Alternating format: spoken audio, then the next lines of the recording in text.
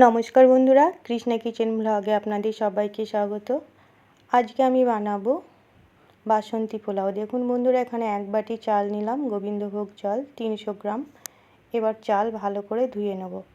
একদম সহজ পদ্ধতিতে বানাবো, খুব কম সময় প্রেসার কুকারে ঝরঝরে বাসন্তী পোলাও রেসিপি। তাহলে রেসিপিটি স্কিপ না করে সম্পূর্ণ দেখবেন। দেখুন, একবার আমি জল দিয়ে ভালো করে ধুয়ে নিলাম, আরও একবার আমি জল দিয়ে ধুয়ে নিচ্ছি।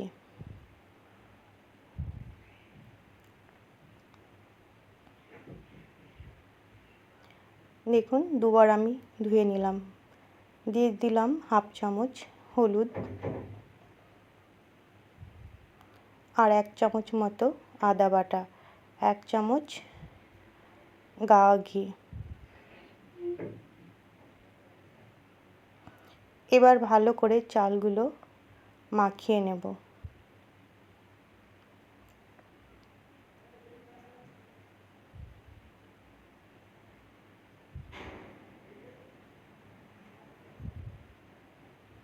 দেখুন, খুব সুন্দর করে মাখিয়ে আমি ঢাকা দিয়ে রাখলাম।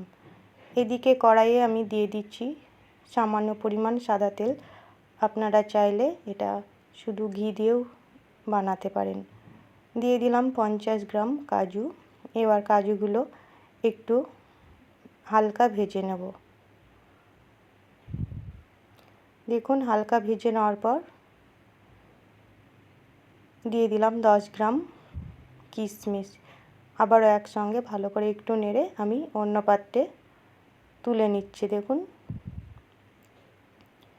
এই রেসিপিটি কিন্তু বন্ধুরা খুবই সোজা আর খুব তাড়াতাড়ি তৈরি হয়ে যাবে। ওই তেলের মধ্যেই দিয়ে দিলাম 1 চামচ ঘি, 4টে তেজপাতা আর গোটা গরম মশলা। এখানে এলাচ, দারচিনি দিয়েছি, আপনারা চাইলে লবঙ্গও দিতে পারেন। এবার গোবিন্দভোগ চালগুলো আমি কড়াইয়ে দিয়ে দিচ্ছি।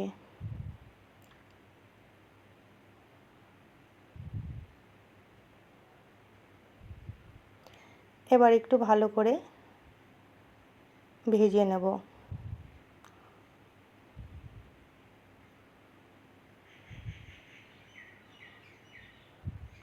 দেখুন, 3 মিনিট মতো আমি নেড়ে নিয়েছি, চাল ঝরঝরে হয়ে গেছে।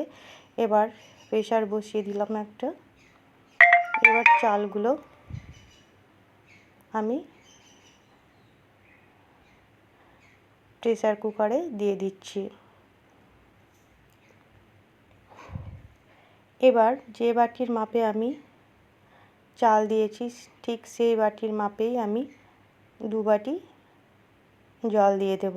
আপনারা চাইলে এটা কড়াইয়েও করতে পারেন, কিন্তু আমি খুব তাড়াতাড়ি করব বলেই আমি প্রেসারে বানাচ্ছি। তো দেখুন, 2 বাটি আমি জল দিয়ে দিলাম। এবার একটু নাড়াচাড়া করে ফুটে উঠলে দিয়ে দেব বাকি উপকরণগুলো।